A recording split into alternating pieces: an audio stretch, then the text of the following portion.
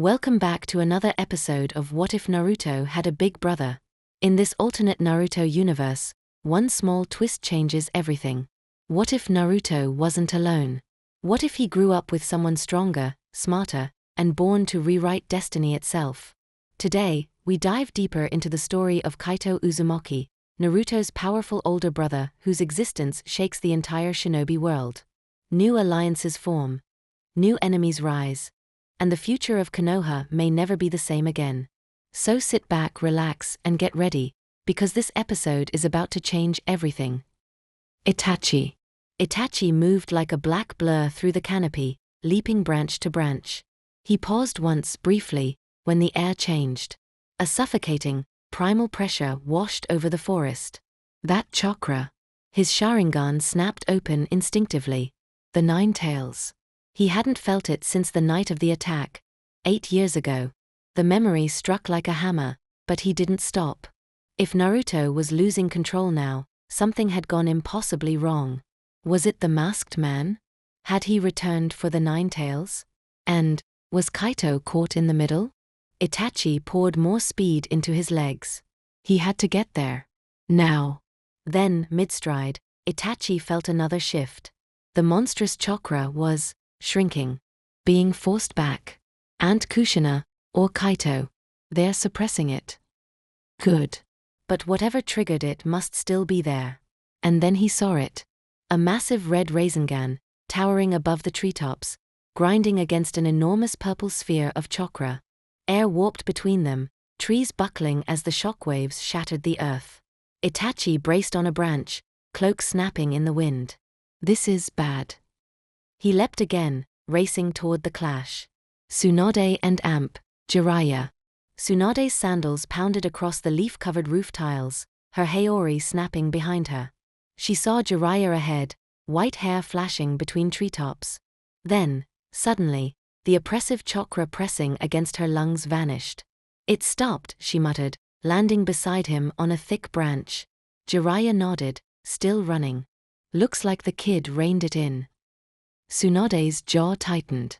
Something made Naruto trigger it. Something big. Boom! A shockwave blasted through the forest, ripping leaves from branches. Both Sannin dropped low, gripping the branch as wind roared past them. When the dust blew aside, Tsunade's eyes widened. A red lightning Rasengan, larger than a house, clashed violently with an immense purple chakra sphere. The pressure alone bent trees like blades of grass. Jiraiya exhaled slowly. That's not a jutsu you see every day. Tsunade snapped forward. Move. They launched toward the battlefield. Hayashi and Amp, Hataru. Hataru sprinted, Byakugan active, eyes wide as she scanned the forest ahead. Hayashi kept pace behind her, his own vision stretching nearly a kilometer forward. The Nine Tails chakra is receding, he said under his breath. Kaito-san must've. Hataru stopped abruptly. Hayashi almost passed her, but then he saw her face. Her lips trembled. Tears streamed silently from her eyes. Hataru? What do you see? She wiped her eyes with her wrist, voice cracking. Kai, he's hurt. Badly. We have to hurry. Without waiting, she exploded forward again, pushing her speed to its limits. Hayashi cursed softly and raced after her. Boruto. Boruto staggered as the shockwave hit, clutching his broken arm to his chest. Dirt and debris whipped around him, forcing him to shield his head. When the wind finally calmed, he lowered his arm. Just in time to see the last of the Rasengan carve a deep trench into the earth, then rocket skyward and explode in a blinding flash above the treetops. He exhaled shakily.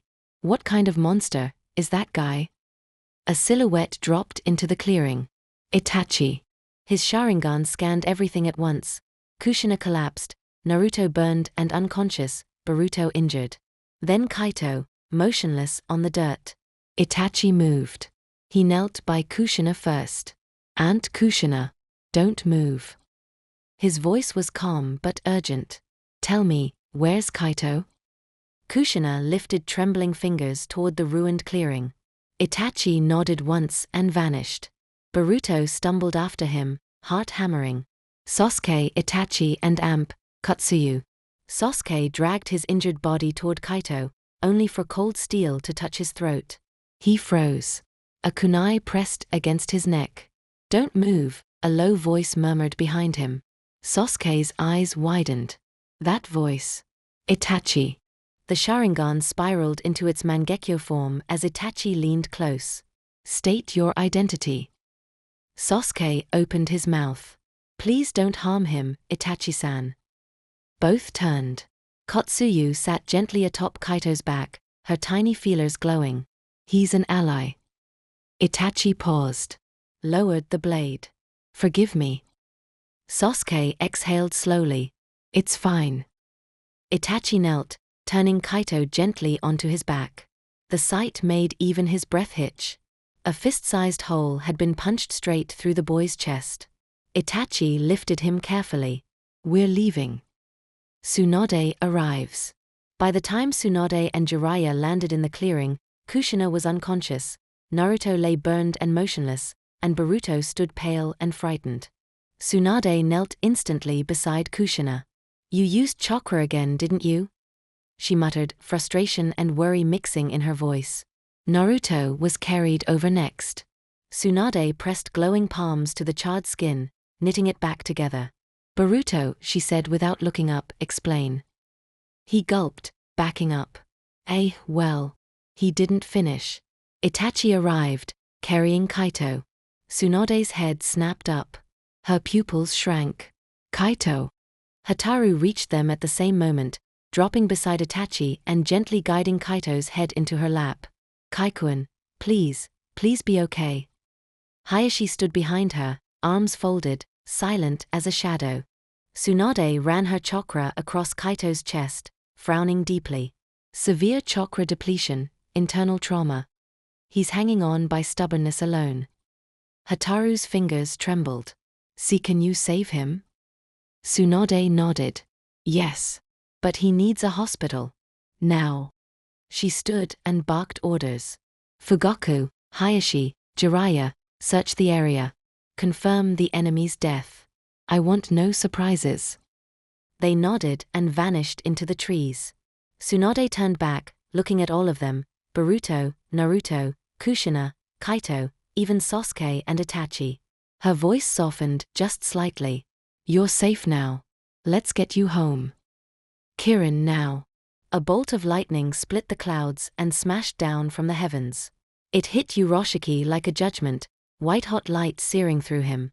He howled as the electric current tore into his body and his muscles spasmed uncontrollably. Kaito seized the opening. The colossal Rasengan in his hand, already humming with red lightning, condensed into a tight, whirling spiral. He narrowed his eyes, focused every last drop of chakra. "Resenden!" he shouted. The compressed sphere blasted forward like a bullet. It smashed through Yuroshiki's counterattack with a thunderous crack, piercing the enemy's palm and obliterating it in an instant. The recoil ripped Kaito's right hand open, skin split, blood ran freely down his wrist. He didn't flinch. Before Yuroshiki could recover, the Resenden bloomed again, swelling to monstrous size just inches from his face. Kaboom! The explosion swallowed him whole. The force ripped the forest apart. Trees shattered like twigs, boulders fractured, smoke and wind roared outward and blasted into the sky in a roaring pillar of debris. Kaito stood amid the ruin, chest heaving, barely keeping himself upright as the last echoes of chakra thinned and vanished from the air. He reached for the presence he'd been tracking, then felt nothing. "It's over," he thought. Darkness crept at the edges of his vision. The world tilted. Kaito's knees folded. He collapsed forward with a heavy thud, unconscious before he hit the dirt. Itachi moved through the treetops with the steady, lethal grace of a shadow. He bounded from branch to branch, closing on Kaito's training ground.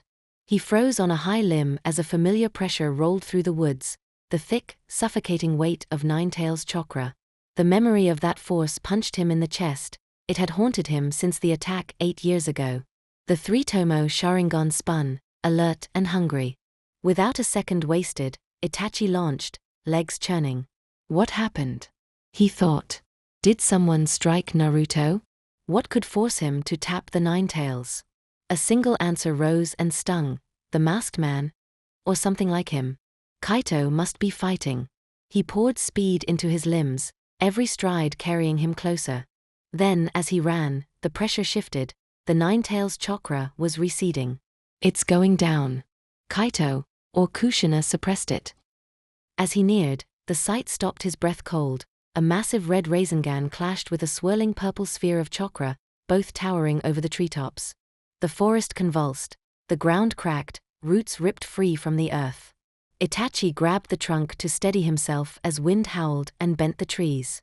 He raised an arm against the glare and watched the two colossi struggle for dominance. "This is bad," he muttered. "I have to move." The red Rasengan began to shrink, compacting tight. Itachi leapt, pushing every reserve of speed he had. Almost there. Tsunade cursed under her breath as she hammered through the canopy, Haori snapping behind her. Jiraiya was already streaking ahead, white hair a blur. They landed on a branch together as the oppressive aura suddenly eased. "It stopped," Tsunade said, eyes scanning the sky. "Looks like the kid held it in." Jiraiya smiled grimly. "Good. But what forced Naruto to unleash it in the first place?" Boom. A shockwave rolled through the forest, so violent the branch they stood on shuddered. Dust and leaves swirled. As the air cleared, both Sannin's eyes locked on a horrifying sight, a red lightning-struck Rasengan battling an even larger roiling purple sphere. Trees bowed and exploded outward beneath the pressure. Jiraiya breathed, astonished. "What the?" Tsunade's jaw tightened. "Move. Now." They launched toward the battlefield. Hayashi followed Hataru, Byakugan scanning the distance. As the Nine-Tails aura faded, he dared a breath, relief brief and thin. "It seems Kaito-san or Kushina managed to stop the leak," he murmured. His range stretched roughly 1.3 kilometers. The training ground lay over 5 kilometers away. He still couldn't see the fight. Then Hataru froze. Hayashi focused on her with the Byakugan and his expression changed. Her face streaked with tears. "Hataru, what is it? Can you see them? What's happening?" he asked, alarmed. She didn't turn. Her voice was a tight thing of grief and iron. "Kai, they're hurt. We have to hurry, father." Without another word she sprinted, and Hayashi swore as he surged to keep up. Boruto rose slowly, clutching his broken arm, when a monstrous concussion slammed the clearing. The earth bucked, trees toppled, and dirt stung his skin. He squinted through the dust, dug his feet in, and braced as the wind shoved him back. When the air died, the purple sphere collapsed inward, and the red Rasengan reconstituted, crackling with red lightning. It streaked across the land, carving a trench as it sped away. It exploded skyward in a blinding flash.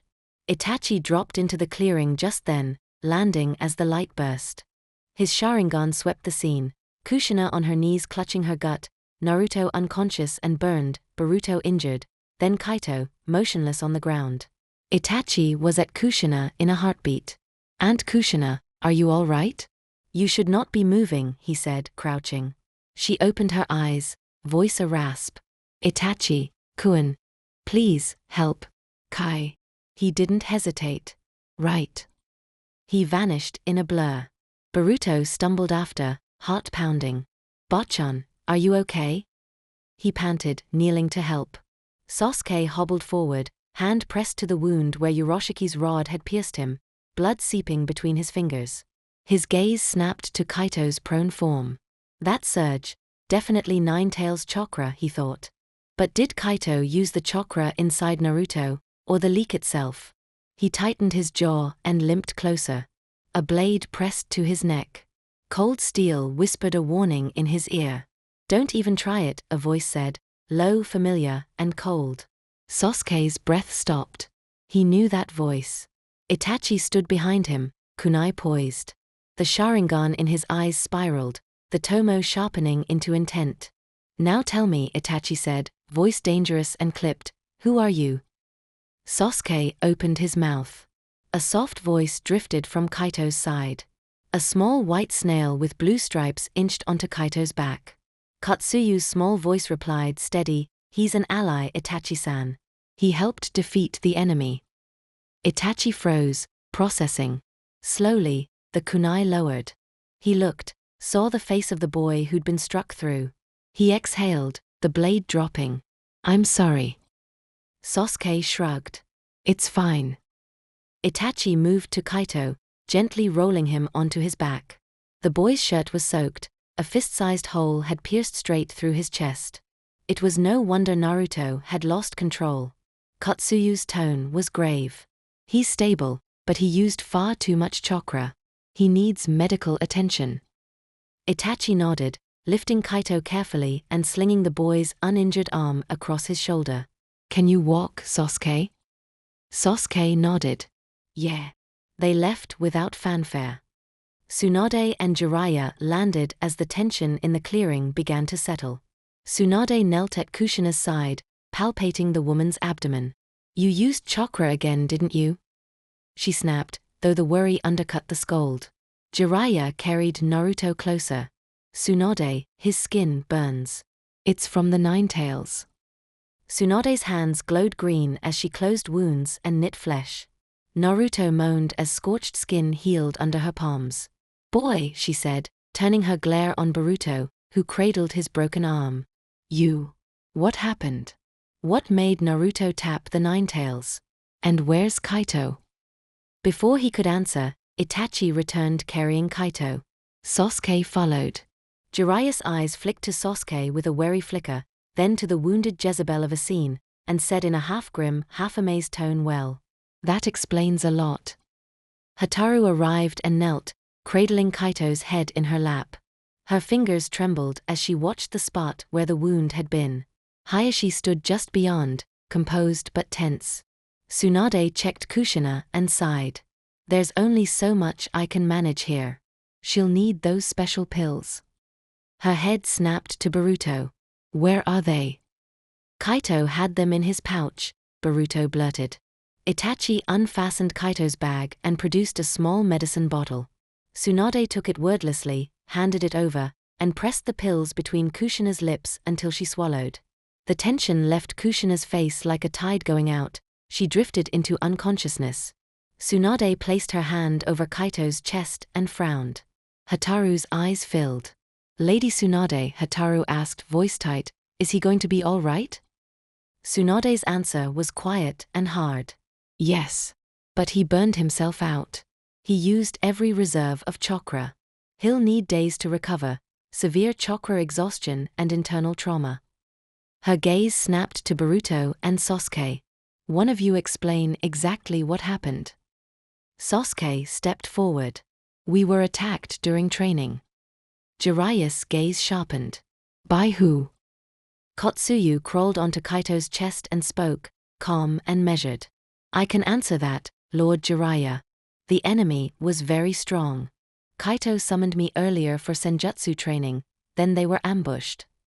Sasuke added, voice clipped, he came for the Nine Tails sealed in Naruto. Jiraiya stiffened. Tsunade's eyes narrowed.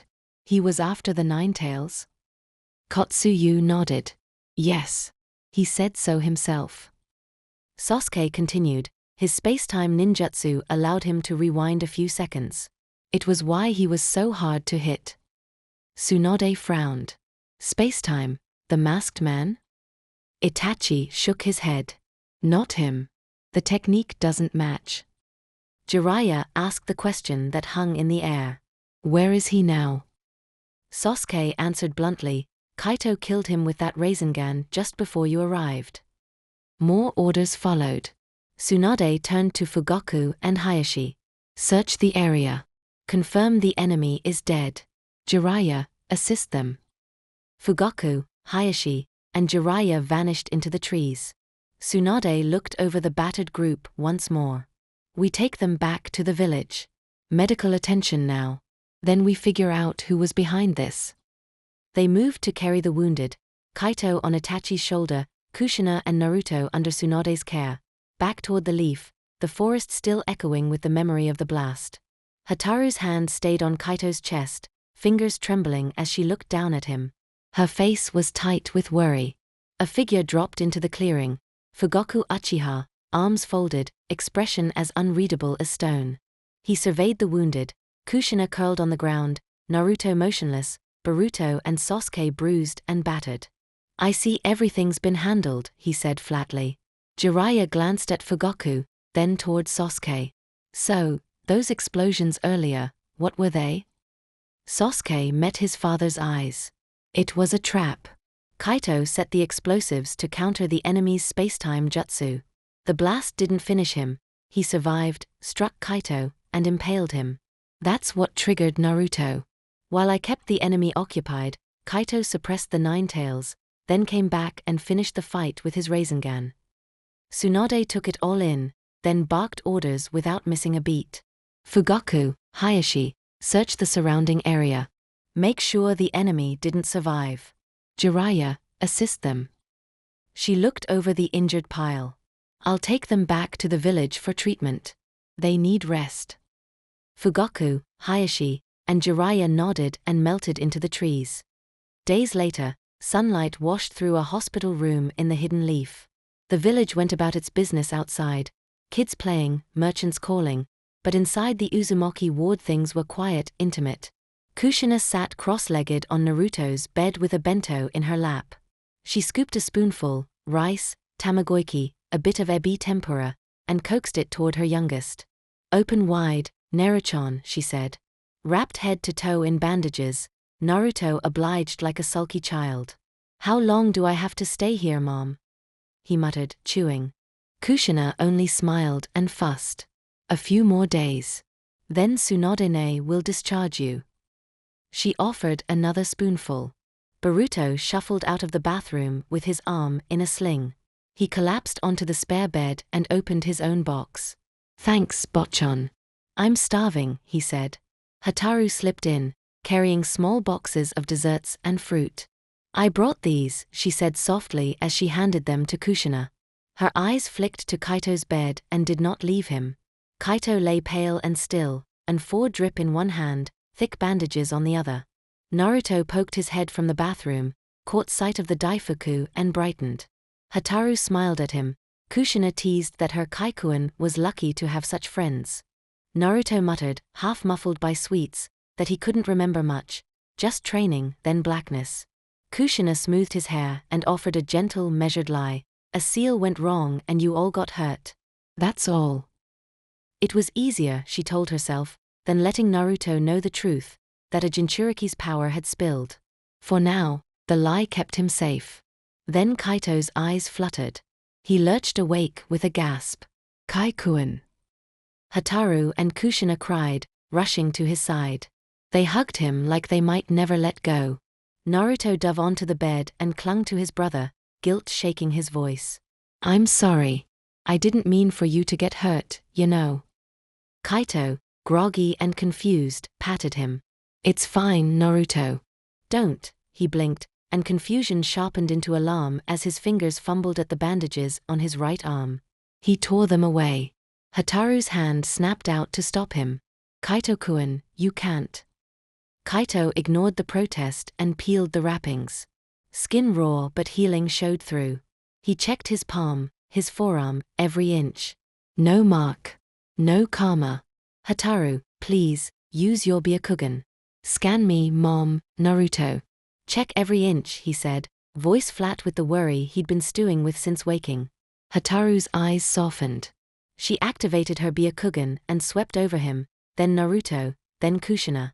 When she finished she blinked, a faint color in her cheeks. It's only on Boruto-kun, she said quietly. Relief drained into Kaito's shoulders. Thanks. That's good. Before they could relax, the hospital door slid open. Tsunade filled the threshold, clipboard in hand. She froze for a heartbeat when she saw Kaito's partially stripped bandage and the redness beneath. Her reaction was immediate, a crack of fury and then, thunk, her fist met Kaito's forehead. Idiot. Sit still or I'll sedate you, she snapped. Shizune hurried forward, rewrapping the wound, while Kushina scolded Kaito with a worried glare. Jiraiya stuck his head in the window carrying a bag of snacks. He grinned and tried to lighten the mood. Naruto's eyes lit up at Dango, only for Kushina to swat the treat away in mock sternness. Tsunade's voice softened not a bit.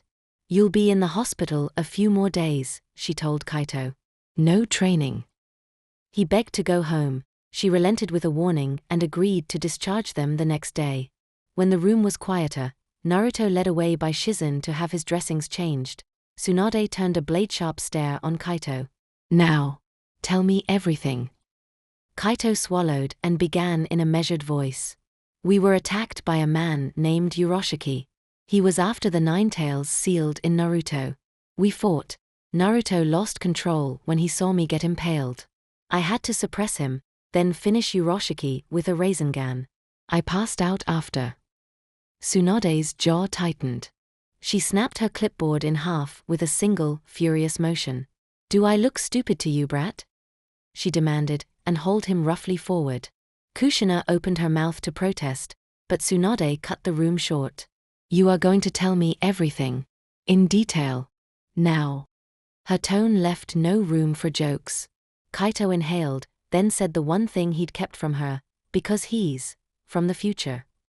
Silence, then incredulity painted across Tsunade's face. From the future? Kaito leaned in and lowered his voice. Boruto's, he's from the future. Sasuke is from that same future. That's why they look the way they do. It's complicated. He tried for a grin that didn't reach his eyes. Tsunade's glare softened into something like disbelief, then calculation. Jiraiya made a small, offended noise and demanded entry to the secret club. Tsunade shut him down with a deadpan about clearance. Tsunade rubbed her temples.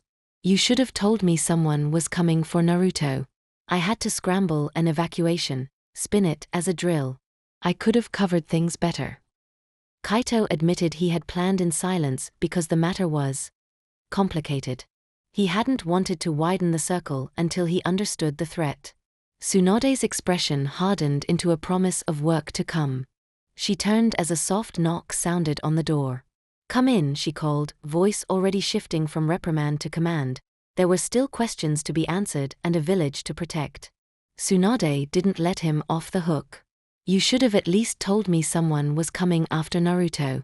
I could have planned something better to cover it up. Kaito rubbed the back of his neck. I'm guessing you sensed the Nine Tails chakra, huh? Tsunade nodded once, tired. I ordered an evacuation and spun it into an emergency drill. Some villagers bought it. Some didn't. If I'd known it would come to that, Kaito said, I'd have put a barrier around the training ground. Tsunade pinched the bridge of her nose. Sensei stormed into my office afterward. Demanded answers. He also wanted his restraints removed. Kaito's eyes narrowed. You removed the chakra suppression seals on him? Jiraiya, lounging against the windowsill, chimed in before Tsunade could answer. Yeah. I agreed with Sensei. If something like that happens again, he's someone we want free and ready. Tsunade listened, then admitted, I said I'd think about it. I do agree. A soft knock interrupted them. Come in, Tsunade called. The door slid open. Kakashi stepped inside, expression calm, hand rubbing the back of his head. He carried a bag of fruit. Heard what happened. Thought I'd stop by. Kushina brightened and waved him in. Tsunade waved him off. She was almost finished.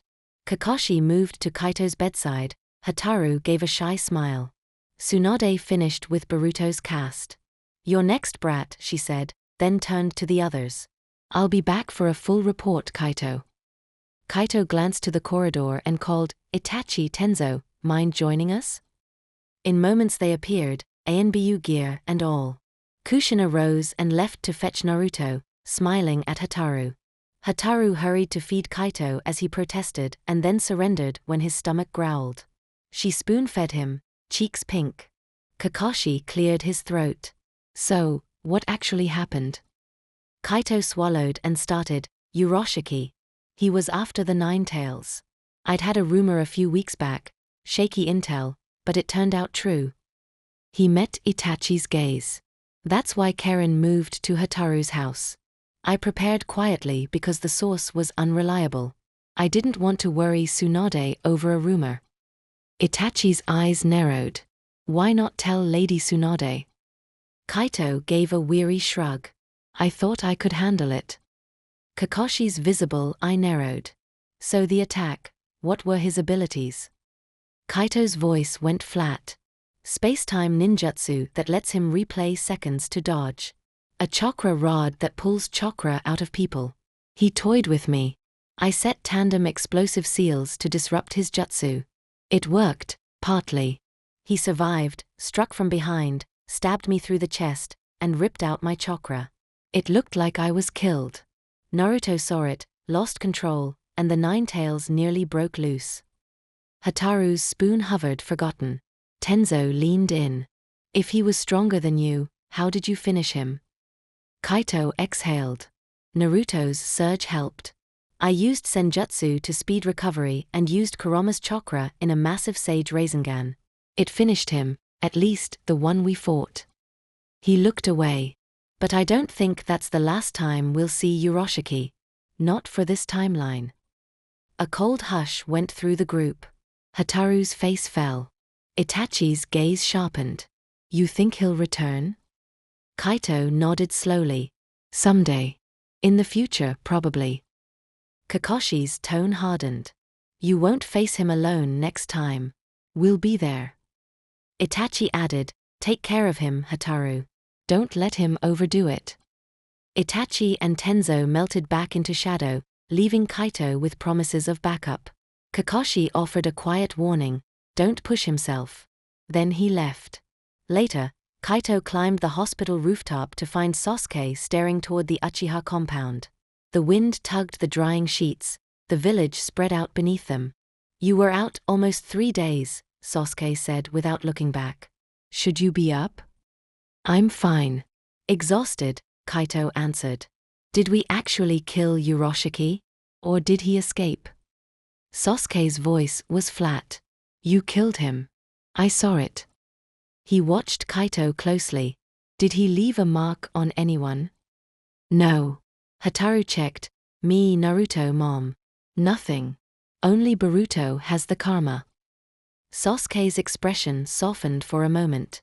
Kaito hesitated, then asked the thing he'd feared, can your Rinnegan heal Kushina? Sasuke met him, honest and cool.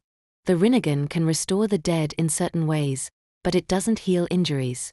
If Kushina dies, maybe, but not like a standard medical jutsu. Tell Tsunade, she might find something. Kaito's shoulders dropped. Then the seal is our hope. He looked back toward the hospital door. What about Itachi? Something's off. He's coughing more, and his chakra seems strained. Sasuke's eyes dimmed. It's the illness. In my timeline, it killed him. He took a medicine called Kotaro, Saigenzai, from a man named Rengiodo. It only prolonged his life and had terrible side effects. Tell Tsunade. She might be able to help. Kaito nodded, burdened with new tasks, the seal, Tsunade, finding something that might save Itachi. Boruto appeared as Kaito walked downstairs. Sasuke shut his eyes against the memory and said nothing. Back inside, Kaito rejoined Hataru and the others. He promised to be discharged the next day. Hataru fed him daifuku and cheeked him about dessert, mango, strawberry, chocolate, and for a few quiet minutes, the world felt small and safe again. But Kaito's thoughts kept circling, seals, future enemies, and the fragile people he'd sworn to protect. He would tell Tsunade everything. And then, whatever came next, they would prepare. Kaito nodded slowly. Yeah, I'll talk to her. He rubbed the back of his neck, then turned to Sasuke. What about Kimimaro? I've sensed something's wrong with him too. Sasuke shook his head. I don't know much. I only saw him briefly before he died in my timeline. He was supposed to be Orochimaru's preferred vessel, if not for his illness. Kaito stood there, fingers to his temple, thinking. The rooftop door creaked open and Boruto stepped out, grin half hidden by concern. There you two are. Kaito let out a breath and gave Sasuke a small nod. Thanks for telling me. I'll talk to Lady Tsunade. Maybe we can do something before it gets worse. He started down the stairs. Boruto glanced between them. Why does he look kinda sad? Did something happen? Sasuke turned away, voice low. No, Nothing. Kaito's footsteps echoed as he walked back toward his hospital room, worry gnawing at him. I just hope the seal works, on Mom, and that Tsunade can help Itachi. And Kimimaro, he thought, shoulders heavy. Later, Kaito sat across from Tsunade in her office at Konoha Hospital.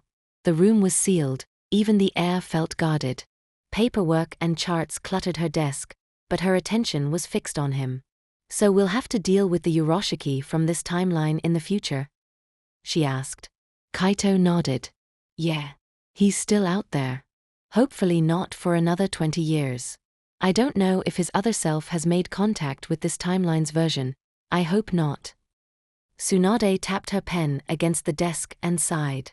Time travel. Lovely. She shook her head, then softened a fraction. You handled it well, considering. Still, why didn't you tell me sooner? Kaito swallowed and looked down. I had my reasons. But there's something else. I need you to look at Itachi and Kimimaro. Tsunade blinked. Medical checkups? Why? Did something happen in the future? Kaito forced a weary smile. Sort of. Sasuke said, in his timeline, both Itachi and Kimimaro died from illnesses. Itachi's coughing got worse, his chakra felt strained. Kimimaro's life force feels dimmer every time I sense him. I don't know exactly what's wrong, but it's bad. Tsunade's expression hardened into that professional mask Kaito had seen before. What did Sasuke say exactly? Kaito relayed what Sasuke had told him. Itachi had used a medicine Kotaro from the Howling Wolf village to prolong his life. It helped but had brutal side effects. Itachi's use of the Mangekyo worsened whatever disease he had. Kimimaro's constant bone regeneration might be consuming him from the inside out. Tsunade rubbed her chin. Kotaro. Saigenzai compounds, right? Dangerous stuff. It can buy time, but it chews the body up. If what you say is true, I'll run tests. I can't promise a cure, but I'll try. Relief leaked out of Kaito. Thanks. Tsunade shifted to Kimimaro. If his Kekkei Genkai forces constant bone creation, that could accelerate cellular wear. Avoiding overuse and a suppression seal might help. We'll need samples and scans. Kaito's eyes lit. Please, look into it as soon as you can. Even a little time could make a difference. Tsunade grunted, but there was a small, rare smile. You don't have to beg. I'll take Itachi off duty tomorrow for tests. Have Kushina bring Kimimaro by, Shizune will run whatever assays we need. Kaito stood and impulsively hugged her. Tsunade shoved him off, annoyed and fond all at once. Stinky brat. Go shower before I quarantine you. And get out, my paperwork won't file itself.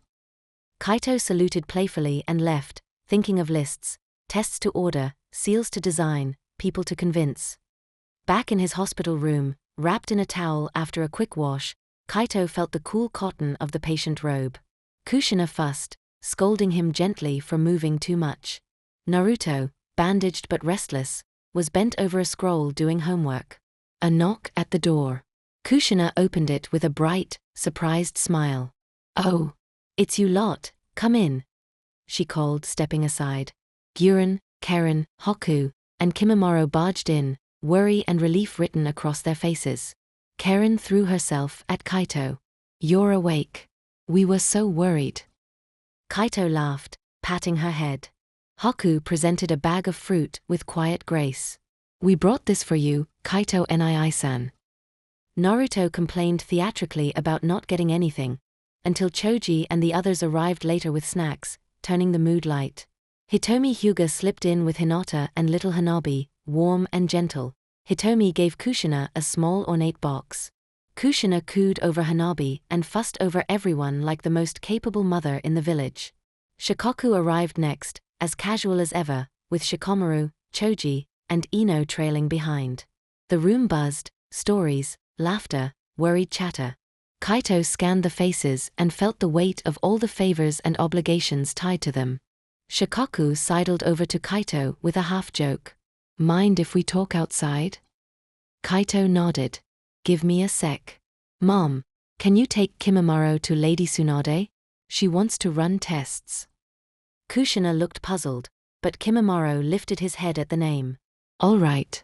I'll take him, she agreed, and led him out with Hoku and Guren close behind. Before Kaito followed Shikoku, a soft, shy voice stopped him. Hinata stood in the doorway, hands extended with a tiny container cupped between them. Kaito-senpai, she said, cheeks faintly pink. I made this for you. It's healing ointment. Hataru and Mom helped. Kaito took it, touched by the smallness of the gesture. Hinata-chan, thank you. That's really thoughtful. She bowed slightly. He ruffled her hair with a grin. When I'm out of the hospital, I'll take you and the others out to eat. Promise. Hinata's face lit and she retreated, shy as ever. Kaito paused in the hallway with Shikoku. The corridor felt quieter than the ward. He breathed the hospital air, antiseptic, soft, full of small recoveries, and thought of all the things Tsunade had agreed to check: Itachi, Kimimaro, seals, questions about the future he didn't fully understand yet. Thanks for coming by, sensei, Kaito said. Shikoku gave him the faint, tired smirk of a man who'd seen too many crises to be surprised. You did good. Rest up. And don't do anything stupid until Tsunade tells you otherwise. Kaito nodded. I'll try. As he walked back toward the room, the voices and laughter behind him felt like a net, imperfect, but strong enough for now. He settled on the bed, looking out a small window at the village rooftops. For the first time since waking, he let himself simply breathe. There were problems to solve, illnesses to diagnose, seals to perfect, futures to protect, but people were showing up. That, Kaito decided, made everything a bit less impossible. The theory about Kimimaro's condition being tied to his Kekkei Genkai was finally confirmed by Tsunade. After several tests, she discovered that his cellular bone regeneration was slowly killing him. She didn't soften the truth. She told him directly to stop using his Kekkei Genkai and retrain his body without relying on it. According to her calculations, if he kept using Shikatsu Myaku at full power, he wouldn't last more than 5 or 6 years. Kaito remembered clearly. In the original timeline, Kimimaro only lived to 15 or 16. Even Orochimaru's curse mark had barely delayed the inevitable. Kaito had an idea about how to cure him someday, but he needed Tsunade's help and a crucial missing piece he hadn't found yet. Meanwhile, life in the village slowly returned to normal. Naruto had gone back to the academy after a week of extra training. Karen came back from her stay at the Hyuga compound. Boruto had been going through intense, borderline brutal training. Every day he sparred with multiple shadow clones to maximize progress, and every night Kaito healed him before the strain could become fatal. While Boruto trained physically and with ninjutsu, several clones stayed home to study sealing under Kushina. Kushina had gone full instructor mode, strict, sharp, demanding. Luckily, Boruto actually had some talent with Fuinjutsu, unlike Naruto, who could never sit still long enough to learn it. The morning sun filtered into the kitchen, where Kushina hummed while tending to several dishes at once. She stirred a pot of ramen broth, tasted it, frowned, and added a pinch of salt. Perfect. Just needs to simmer, you know. Beside her, another pot simmered as she added cubed meat, the aroma filling the room. A shadow clone of Kaito worked dough at the counter.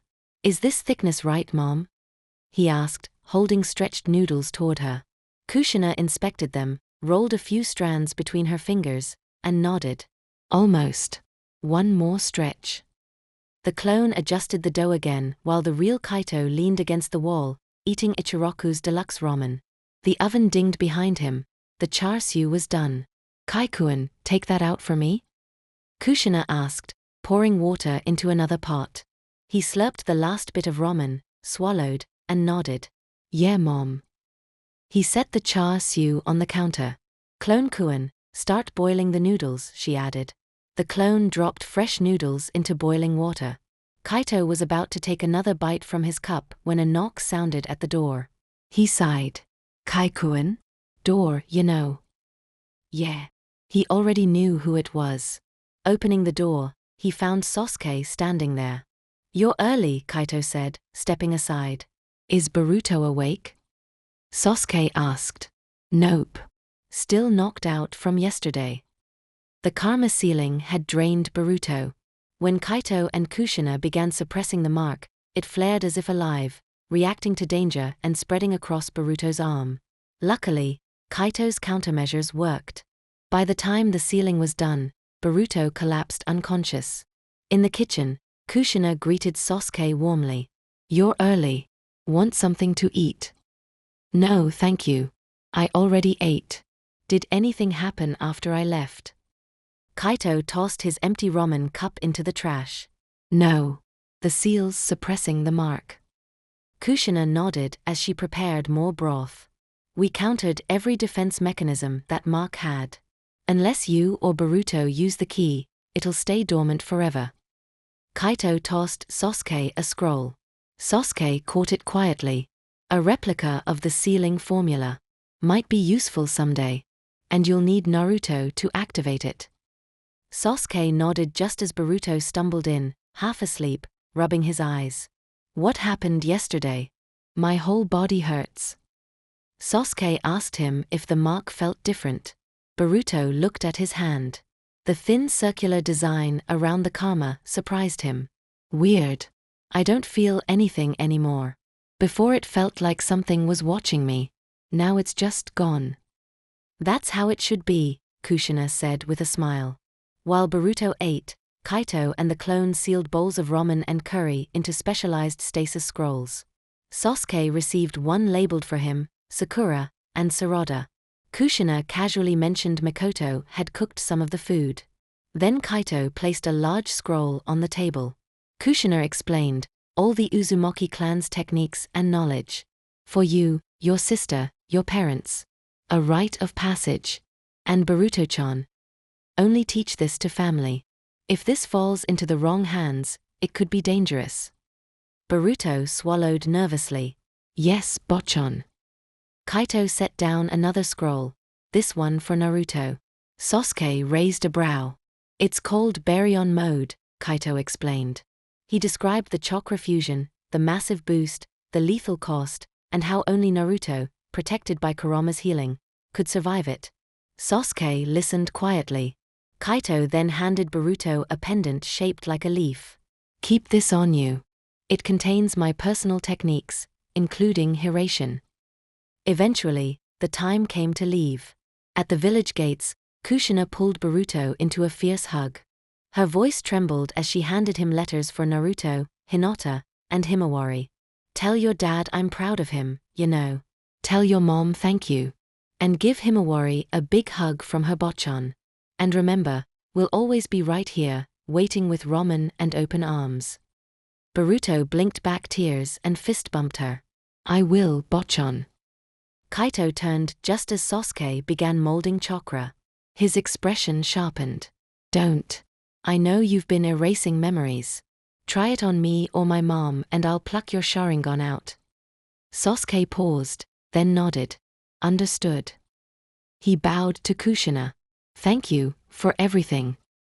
Boruto and Sasuke walked beyond the village's detection barrier. Once they reached the edge, Sasuke suddenly stopped. Boruto followed his gaze, and froze.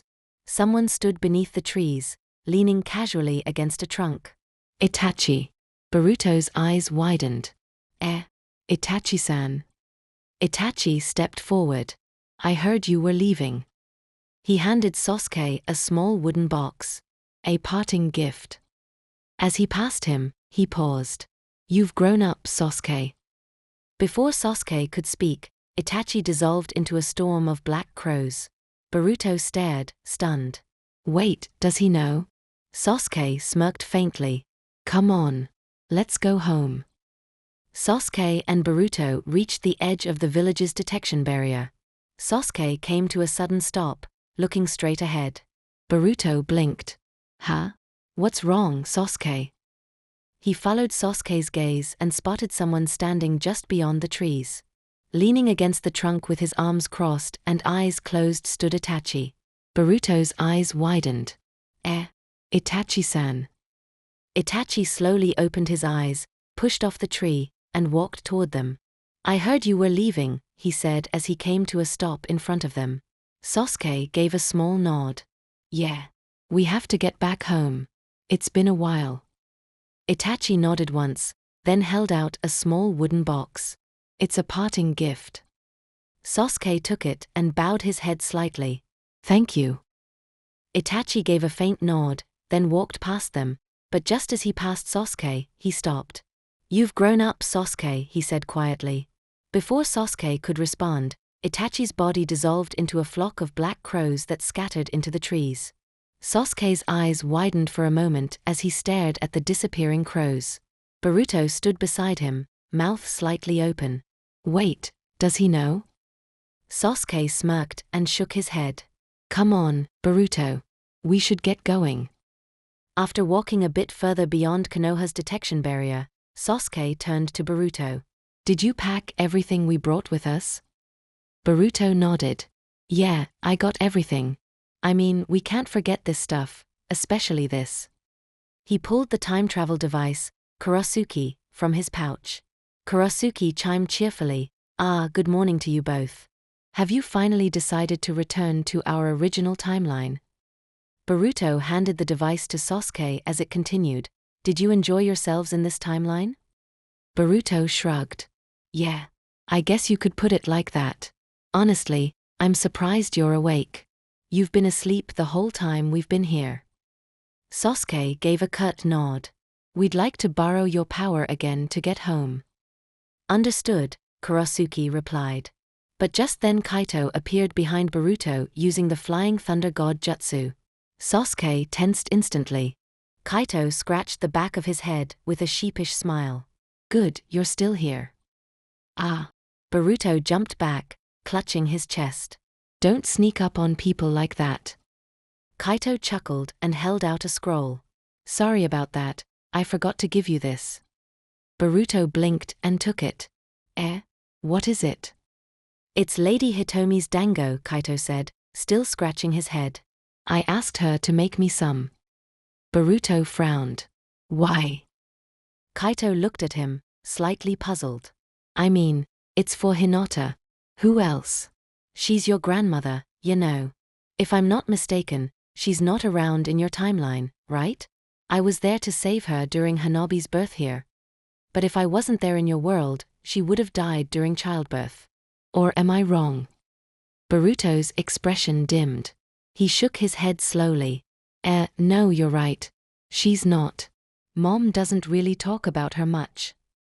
Kaito nodded with a soft sigh. Well, Hinata was only 5 or 6 when it happened, so I doubt she remembers much. But I figured she might like something from her mom. Just a little gift that might make her happy, you know. He shrugged, smiling faintly. All right then. I'll leave you guys to it. Goodbye. With that, Kaito poofed into white smoke, revealing he was a shadow clone. Boruto stared at the fading smoke, voice soft. Yeah, goodbye. Sasuke glanced at him, then returned his attention to Kurosuke. We're ready. Can you take us back now? Kurosuke's voice rang clear. Very well. Initiating temporal travel. A bright light enveloped the two of them. Soon Boruto and Sasuke stood on a glowing platform suspended in a vast void. The space shimmered with deep blues, reds and purples, constantly shifting like a living current. Transparent white cubes drifted slowly around the platform, descending in silence like snow. Boruto looked around in awe, then sighed. Well, it was a lot of fun seeing how things were in that timeline. But I still wish we could have seen how Dad was in the past of our timeline, you know. Sasuke stood silent for a moment before answering. Naruto had to face a lot of hardships growing up alone. Unlike the timeline we visited, your father had no family. No one to love him. No one to care for him. He faced all of that with a smile, and he refused to give up. That's what shaped him into the man he is today. Boruto looked down. So, what Kaito said about Dad, that he had to grow up being the village's scapegoat? His voice was quiet. Sasuke nodded but didn't elaborate right away. After a moment, he spoke. Yes. Everything Kaito said was true. The third Hokage and his advisors manipulated things. They isolated and cornered the Uchiha. Years of mistrust and alienation pushed the clan to the brink. Eventually, the pressure became too much. The clan began planning a coup. Sasuke's expression stayed neutral. My brother Itachi and his closest friend Shisui, they loved both the village and the clan. They tried to stop what was coming. They tried to find a peaceful solution. Boruto's eyes widened. Wait, Shisui? You mean the police officer guy we met on our first day? Sasuke gave a slow nod. Yeah, that was him. They went to the third Hokage, Sasuke continued, watching the white cubes drift. They hoped he'd step in, that he'd speak to the clan and defuse the situation. But the Hokage delayed, over and over, until it was too late. He paused. Shisui turned to his last hope, his Sharingan.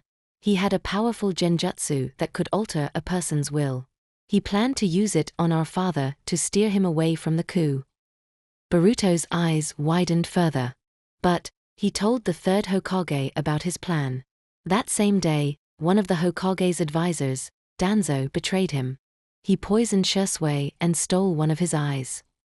Surely the third Hokage did something? Boruto asked quietly. Sasuke shook his head. Shisui knew that if the clan discovered what happened, they'd launch the coup immediately. He didn't want that. So Shisui chose to end his own life. He left a letter and jumped into the Noka River. He was already dying anyway. Sasuke continued steadily. Shisui's death only delayed the coup for a few months. And still the third Hokage did nothing. Days later, Itachi was summoned and given two choices: stand with the clan and die alongside them, or kill them all, become a rogue ninja, and spare me. Itachi chose the second option. Boruto's breath caught. He killed them, to save you? Sasuke's voice was flat. He knew the clan didn't stand a chance. The Hokage and his advisors were prepared for the coup. Even if the Uchiha had somehow won, the rest of the village would never accept them as leaders. Their reputation had been stained since the Nine Tails attack. There was even a real chance the Fourth Great Ninja War would start. In Itachi's eyes, there was only one choice. Boruto stood frozen, fists clenched. So Itachi-san gave up everything, his family, his name, his future, just to stop a war that hadn't even started yet. And to protect you. That's just wrong, you know. Sasuke nodded slowly. He lived and died as a criminal in the world's eyes. But to me, he was the greatest shinobi the village ever had. He carried a burden no one else could. Boruto swallowed hard. And the third? He just let it happen? He didn't even punish Danzo. Sasuke remained calm. No. He covered it up. He pretended to strip Danzo of authority, but that was only for show. Danzo still had his organization, Root, and continued manipulating things from the shadows until he died. Sasuke looked directly at Boruto. That's the truth of Konoha, Boruto. The will of fire burns bright, but sometimes it casts long, dark shadows. Boruto lowered his gaze, hands trembling. That's so messed up. I used to think the village was always right. Sasuke placed a hand on his shoulder. Your father is different. That's why he fights so hard to protect the peace. He doesn't want you or anyone else carrying the same burdens we did. Boruto met his eyes, a mix of understanding and uncertainty. So that's why Dad works so hard, to keep everything from falling apart. Sasuke gave a small, knowing nod. Naruto saw firsthand what power and politics can do. That's why he's doing everything he can to protect it the right way. Boruto turned back toward the glowing horizon and the drifting cubes. Then I'll get stronger too, he said. Not just to protect people, but to make sure no one ever has to go through what Itachi did, you know. Sasuke's expression softened, a faint smile tugged at his mouth. Good. The future isn't written yet, Boruto. You still have the power to shape it. Please keep everything I told you about the Uchiha clan to yourself, Sasuke added quietly. There's a reason it isn't taught. If the truth got out, people might see the village differently, and it could damage morale. Boruto nodded solemnly. Are you going to tell Sarada? He asked. Sasuke nodded. Yeah, not now. But when she's older, I will. Kurosuke's voice echoed then. We will be arriving back in your timeline shortly. Sasuke turned to the floating device. Can you return us to the exact point just after we left? Yes, Kurosuke replied. That will be easy. In fact, with the chakra I have left, I can even travel to another era if you wish. Boruto tilted his head. Wait, what? How do you suddenly have so much chakra left? Kurosuke answered calmly. When we first traveled to this timeline, my chakra reserves were nearly depleted. A few days after our arrival, I located a spot where large amounts of chakra were leaking. I absorbed a portion of it. Sasuke's eyes narrowed. You mean the Nine-Tails chakra? When Naruto used it? Correct. Sasuke smirked faintly. You're pretty sharp, aren't you? You honor me with such praise, Kurosuke replied neutrally. Boruto chuckled then asked, So, what are you gonna do after this? That depends on you too, Kurosuke said. Boruto blinked. Huh? Don't you have anything you want to do? I am merely a tool. I've never considered such a thing, the device answered. Boruto frowned. Well, maybe you should. Go do something. Anything. Whatever you want to do. Kurosuke paused. Is that a command? Boruto sighed, scratching his head. TCH, whatever, just think for yourself, you know. Understood, Kurosuke replied. After I return you to your time, I will begin a journey to discover something I want to do. Boruto looked at Sasuke. That's fine, right? Sasuke nodded. Yeah.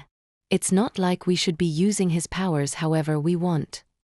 Well then, thank you both for everything during this journey, Kurosuke said. The platform beneath them glowed brighter until the light became blinding. When Boruto opened his eyes again, he stood on a familiar rooftop, cold morning breeze brushing his skin. Sasuke stood calmly beside him, cloak fluttering. Boruto ran to the edge and looked out. Below, the hidden leaf village stretched peaceful and whole. The Hokage monument loomed in the early haze, Naruto and Kakoshi's faces carved into the mountain. The sun hadn't risen yet. Sasuke, look. Boruto cried, grinning and raising a fist. We're back home, you know. Before Sasuke could answer, Boruto sensed someone approaching. Boruto. Sasuke-san. Konohamaru hurried up the stairs onto the rooftop, tension written across his face. Boruto's eyes lit. Big brother Konohamaru. He called. Konohamaru barely slowed. What are you two doing here? Wait. Never mind. Listen, Urashiki has infiltrated the village. Things are bad right now. Sasuke gave a slight nod, calm and focused. We know. We were just about to report to Naruto. Konohamaru blinked. Huh? Oh right. He frowned, confused but not pressing it.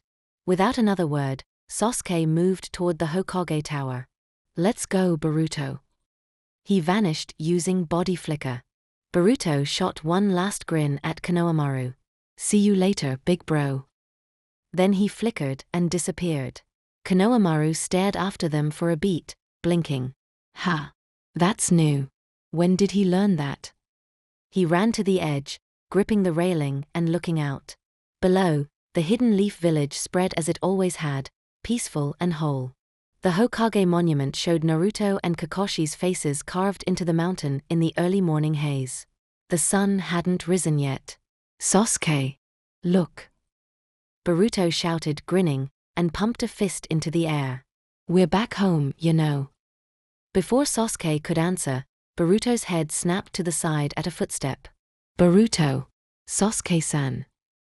Konohamaru appeared, hurrying up the stairs onto the rooftop, his face tight with urgency. Boruto's grin widened. Big brother Konohamaru. Konohamaru barely slowed. What are you two doing here? Wait. Never mind.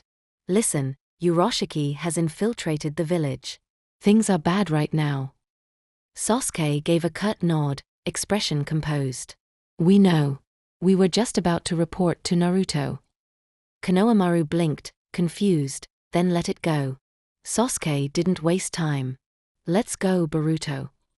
He vanished in a blink using body flicker. Boruto shot Konohamaru one last grin. "See you later, big bro." Then flickered out beside Sasuke. Konohamaru watched them disappear, stunned. Ha! That's new. When did he learn that? Inside the Hokage's office, Boruto and Sasuke delivered their report. Sasuke finished quietly, and that's what happened. Naruto stood at the window, looking over the village, then turned slowly to face them. "So, with Urashiki gone, that means every confirmed Otsutsuki we've encountered so far has been defeated?" Boruto shrugged. "Yeah, pretty much." Naruto nodded, folding his arms against his desk. "I see, and you were sent to the past, but my mom survived in that timeline?" he asked, puzzled. Sasuke shook his head slightly. "Sort of. It was an alternate timeline, one where you had an older brother. Most of the differences stemmed from him." Naruto scratched his head. "Timelines, huh? This is confusing." Boruto sighed. "We went to the past, but not our past. In our world, Grandma died the day you were born. In the timeline we visited, your brother saved her." Naruto blinked. "Wait, you've been to another timeline too? When did that happen?" He looked at Sasuke, who seemed surprised. "It might not have been a real timeline," Naruto admitted, rubbing his chin. "Maybe a genjutsu, like a prototype of the infinite Tsukuyomi. Obito sent us there once. Everything was the mirror opposite. Shikamaru was dumb, you were a flirt," he smirked at Sasuke. "And Hinata, that Hinata was scary." He shivered theatrically. Boruto gaped. "Seriously? Mom's always kinda scary, you know." Naruto shot him a look. "Don't let her hear that." Sasuke considered Naruto's description. "Then it might have been the Tsukuyomi. Everything you described fits what your ideal world would look like." Naruto straightened and smiled. "Well, thanks for the hard work." He looked at Boruto, pride softening his features. "Half the credit goes to Boruto. He figured out what Urashiki wanted and gave us an opening." He gave Boruto a thumbs up. Boruto rubbed the back of his head, sheepish. "I didn't do much, you know." Sasuke added, "The time-traveling turtle is no longer in the Otsutsuki's possession. They can't target Boruto the same way again." Naruto relaxed. "Good. I guess things are mostly back to normal. We'll still need to inform the other villages." Naruto pushed off his desk to sit, but Sasuke cut him off.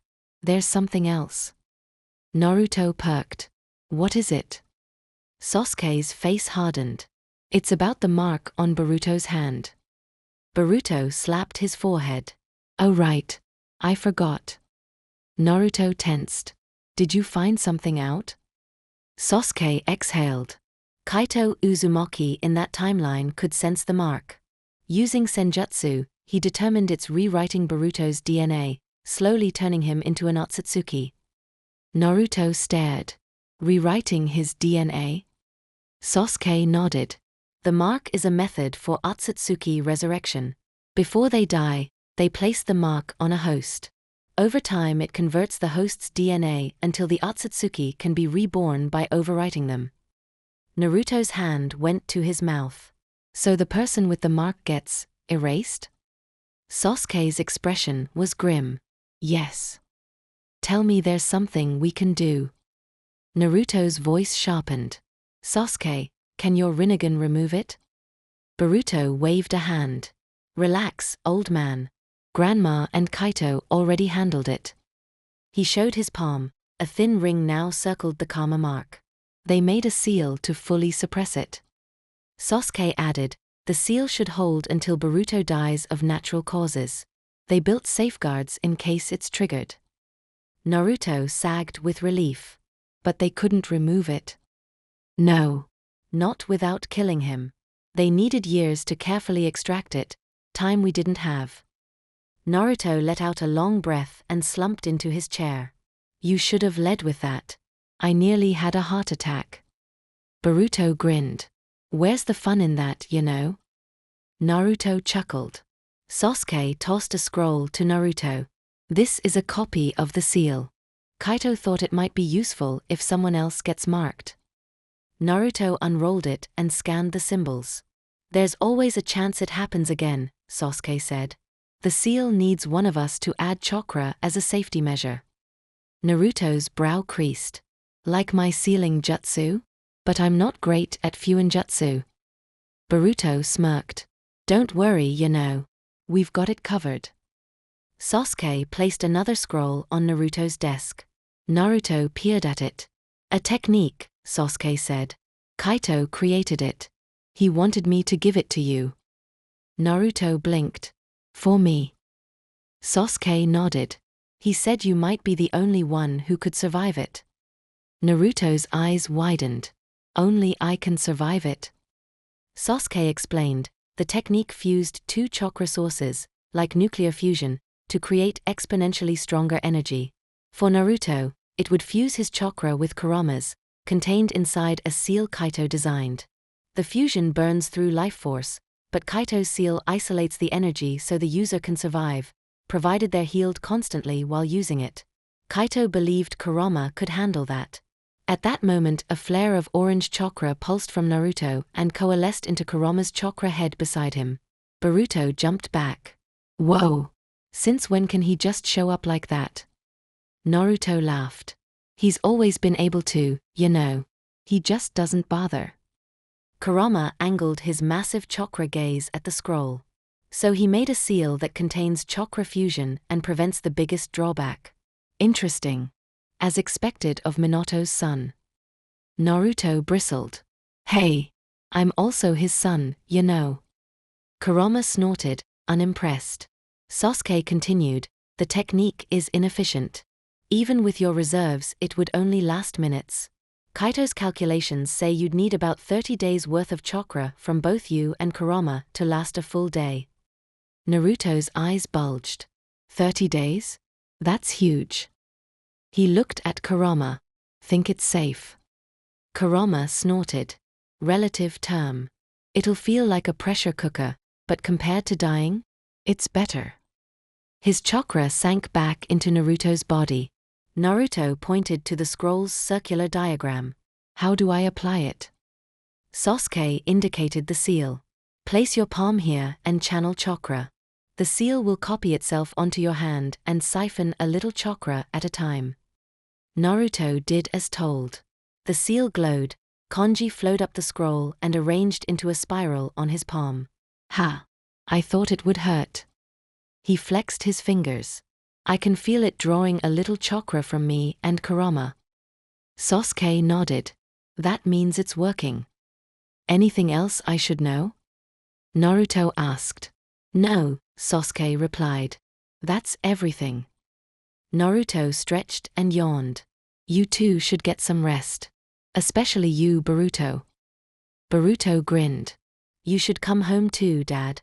Mom and Hima will love to see you. It's already morning. He pointed to the window where sunlight was spilling in. Naruto glanced at the sun, then at the stacks of paperwork on his desk. I'd like to, but I still have work. He gestured helplessly at the towering forms. Sasuke paused at the door, then turned back. Actually, Naruto, go home today. Spend time with your family. One day you might regret not doing it. Naruto blinked, surprised. Sasuke gave him a level look. Leave a shadow clone to finish the paperwork. Trust me, you'll want to go home today. Boruto chimed in, hopeful. Yeah, Dad.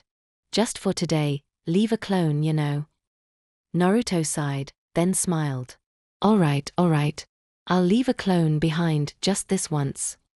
Boruto hooped and grabbed Naruto's arm. Come on. If we hurry, Mom and Hima will have just woken up, and if we're lucky, she hasn't started cooking yet. As Boruto dragged him toward the door, Naruto stumbled, laughing. Hey, slow down. I still need to leave a clone behind, And that wraps up today's episode of What If Naruto Had a Big Brother. Kaito's journey is only getting more intense, and the future of the ninja world is changing with every step he takes. If you enjoyed this episode and want to see what happens next, make sure to hit that like button, share the video with other Naruto fans, and subscribe to the channel so you never miss an update. Drop your theories in the comments. I love reading them. See you in the next episode.